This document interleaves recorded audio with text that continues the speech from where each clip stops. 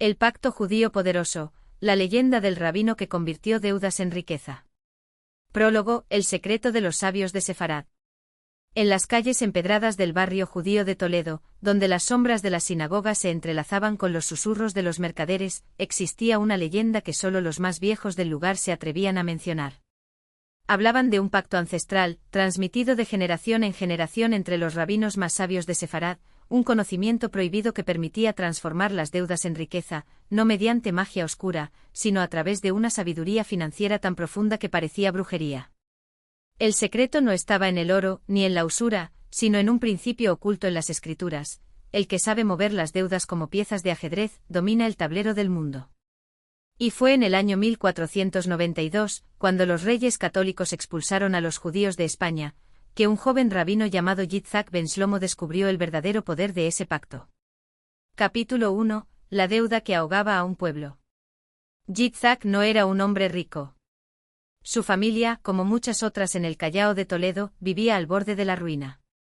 Su padre, un prestamista honesto, había otorgado créditos a cristianos y musulmanes por igual, pero cuando la Inquisición comenzó a perseguir a los judíos, los deudores dejaron de pagar. Las deudas se acumulaban, los acreedores golpeaban su puerta, y la comunidad judía entera temblaba ante la amenaza de la expulsión. Una noche, mientras Yitzhak revisaba los libros de cuentas de su padre con lágrimas en los ojos, un anciano de barba plateada entró en su casa sin hacer ruido. ¿Lloras por el dinero perdido, joven rabino?, preguntó el viejo con una voz que parecía venir de otro tiempo. No es solo el dinero, maestro. Es el futuro de mi pueblo. Sin recursos no podremos huir cuando llegue la orden de expulsión, respondió Yitzhak, secándose las lágrimas. El anciano, que se presentó como Rabí Eleazar de Córdoba, sonrió con una sabiduría que solo los siglos pueden dar. Hay un camino, Yitzhak. Un pacto que los sabios de Babilonia descubrieron hace 1000 años. Pero no es para cualquier hombre. Requiere astucia, paciencia, y un corazón libre de codicia. Capítulo 2. El pacto de los 3 libros. Rabí Eleazar sacó de su túnica un pergamino amarillento, escrito en hebreo antiguo con tinta que brillaba bajo la luz de las velas. Este es el pacto de los 3 libros, explicó. El primer libro enseña a convertir deudas en activos. El segundo a usar el tiempo como moneda. Y el tercero revela cómo hacer que el dinero trabaje para ti, en lugar de tú trabajar para él. Yitzhak, incrédulo, preguntó. ¿Y cómo se logra eso, maestro? Escucha bien, hijo. Una deuda no es una maldición, sino una herramienta. Si sabes cómo moverla, puede convertirse en riqueza.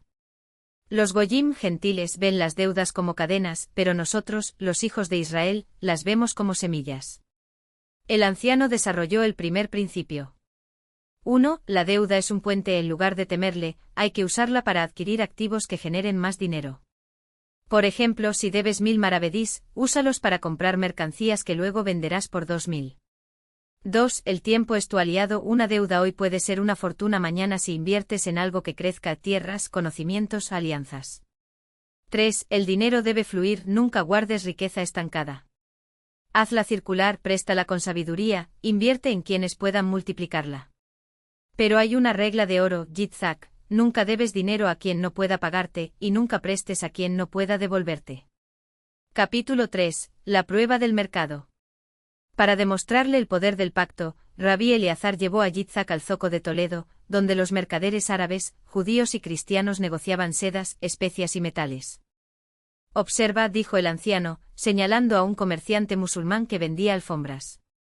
Ese hombre debe dinero a medio Toledo, pero mira cómo vive. ¿Crees que es pobre? Yitzhak notó que aunque el hombre tenía deudas, su tienda estaba siempre llena, y sus alfombras eran las más finas de la ciudad. Él usa sus deudas para comprar más mercancía. Paga a sus proveedores a crédito, vende al contado, y así siempre tiene liquidez. Mientras los demás ven deuda, él ve oportunidad. Esa misma tarde, Yitzhak aplicó la lección. En lugar de vender las pocas joyas que le quedaban para pagar a sus acreedores, las usó como garantía para un préstamo con un banquero genovés. Con ese dinero compró un cargamento de azúcar de las Indias que acababan de llegar a Sevilla, a un precio bajo, sabiendo que la demanda subiría. En menos de un mes vendió el azúcar al doble de su valor, pagó su deuda, y aún le quedó suficiente para ayudar a otras familias judías a preparar su huida. Capítulo 4. La expulsión y el legado. Cuando llegó el decreto de la Alhambra en 1492, ordenando la expulsión de todos los judíos de España, Yitzhak ya había aplicado el pacto en su máxima expresión. Convirtió las deudas de su comunidad en letras de cambio, un sistema financiero judío que permitía transferir dinero sin mover oro.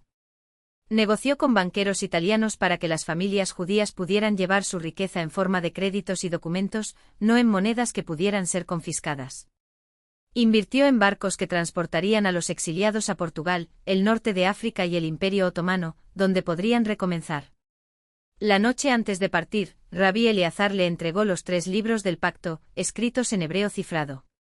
Guárdalos bien, Yitzhak.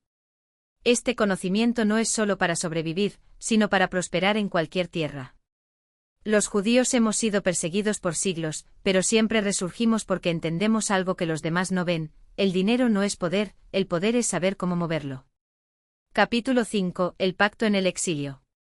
Años después, en Salónica, Imperio Otomano, Yitzhak se convirtió en uno de los banqueros más ricos del Mediterráneo. No por acumular oro, sino por dominar el arte de las deudas. Financiaba expediciones comerciales a cambio de participaciones en los beneficios. Prestaba a reyes y sultanes, pero siempre con garantías que le permitieran recuperar su dinero y más. Enseñó el pacto a una red secreta de rabinos y mercaderes judíos, que lo aplicaron en Ámsterdam, Venecia y Constantinopla. Su familia, los Ben Shlomo, se convirtió en una dinastía financiera, y se rumoreaba que hasta el Banco de los Médici les consultaba en secreto. Capítulo 6. El secreto revelado, ¿o no? En su lecho de muerte, un Yitzhak anciano llamó a su hijo mayor, Moisés, y le reveló la última parte del pacto.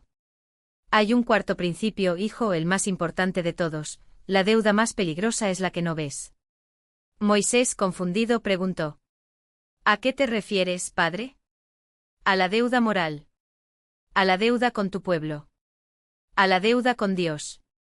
Muchos hombres se enriquecen moviendo números, pero olvidan que la verdadera riqueza es la que se comparte.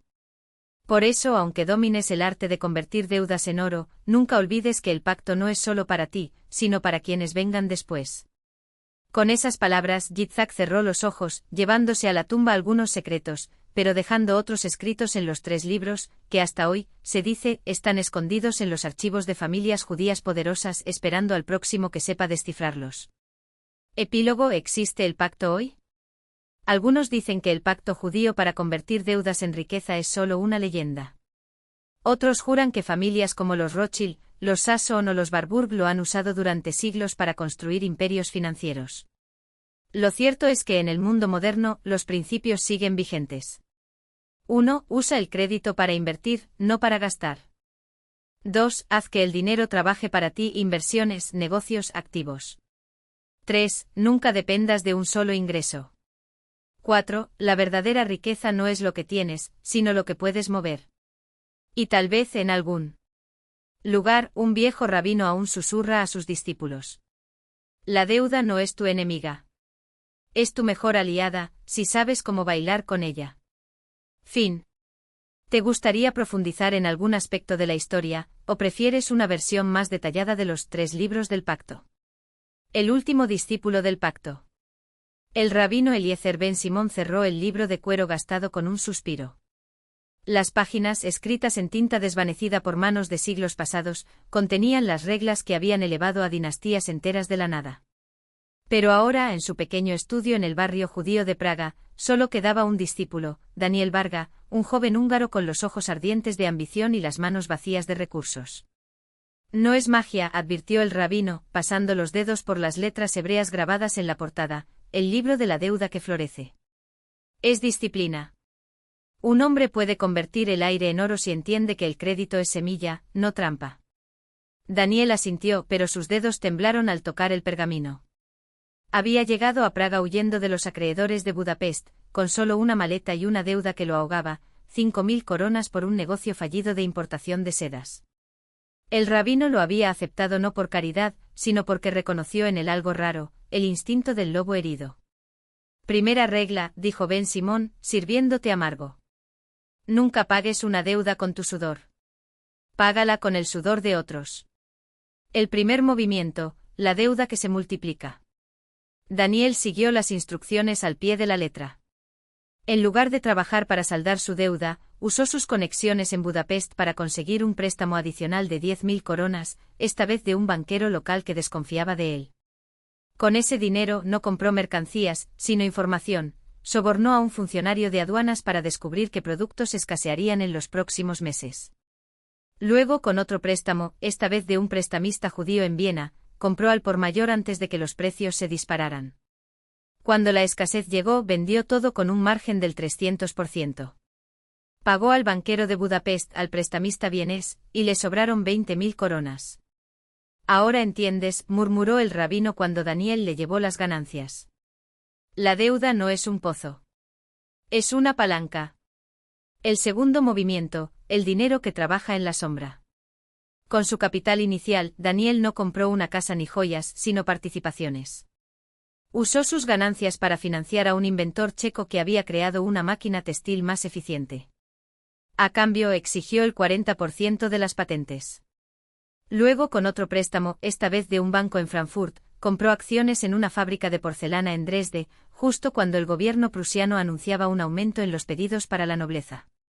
Para cuando cumplió 30 años, Daniel ya no tenía deudas personales, pero sus empresas debían millones. Y eso, según el rabino, era perfecto. Un hombre con deudas propias es un esclavo, le explicó Ben Simón una noche de invierno, mientras la nieve caía sobre Praga. Un hombre cuyas empresas deben dinero, es un rey. Porque la deuda de otros es tu ejército. El tercer movimiento, el pacto roto.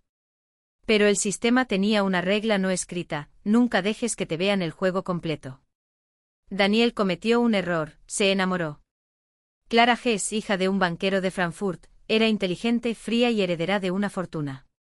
Cuando descubrió los registros de sus transacciones, como había usado préstamos para manipular mercados, como sus socios en realidad eran títeres de sus deudas, no se escandalizó. Se fascinó. Eres como mi padre, le dijo una noche mientras revisaban los libros en su estudio. Pero él nunca habría dejado que una mujer supiera tanto. Daniel sonrió creyendo que era un cumplido. Una semana después, Clara desapareció. Con ella se llevaron los contratos de la patente textil, las acciones de la fábrica de porcelana y, lo más doloroso, el libro de la deuda que florece, robado de la biblioteca del rabino. B. En Simón lo supo antes que nadie. Lo encontró en el estudio con los ojos cerrados, como si escuchara una voz lejana. Ella no actuó sola, dijo el viejo sabio. Los Gs siempre han odiado que los judíos controlemos lo que ellos no entienden. Daniel quiso correr tras Clara, recuperar los documentos, vengarse. Pero el rabino lo detuvo con una pregunta. ¿Cuánto perdiste? Todo, mintió Daniel con las manos apretadas en puños. Mentira, el rabino sonrió mostrando dientes amarillentos. Perdiste lo que creías que era tuyo. Pero lo que realmente importa, sigue aquí. Y se golpeó el pecho sobre el corazón. El último baile con la deuda. 3 meses después, Daniel Varga reapareció en Viena. No como un hombre arruinado, sino como el socio silencioso de un nuevo banco, Varga y Rothschild. Nadie supo que había usado los contactos del rabino para tender una trampa a los Gs. Que Clara, al vender las patentes en Londres, descubrió demasiado tarde que los compradores eran testaferros de Daniel. Que el libro de la deuda que florece había sido reemplazado por una copia falsa, mientras el original descansaba ahora en una caja fuerte en Ámsterdam. El rabino Eliezer Ben Simón murió esa primavera, en su silla de estudio, con una sonrisa en los labios. En su velorio, Daniel colocó una moneda de oro sobre sus ojos cerrados, como era la tradición. No era magia, susurró, repitiendo las palabras de su maestro. Pero a veces, la disciplina se parece mucho a ella. Y mientras los demás rezaban, Daniel Varga salió al jardín, donde un mensajero lo esperaba con un sobresellado. Dentro un contrato, un préstamo de $500,000 de florines, a nombre de un tal barón Nathaniel de Rothschild. Daniel lo firmó sin dudar. Porque al fin y al cabo, la deuda no era su enemiga. Era su mejor aliada. Y él por fin, había aprendido a bailar.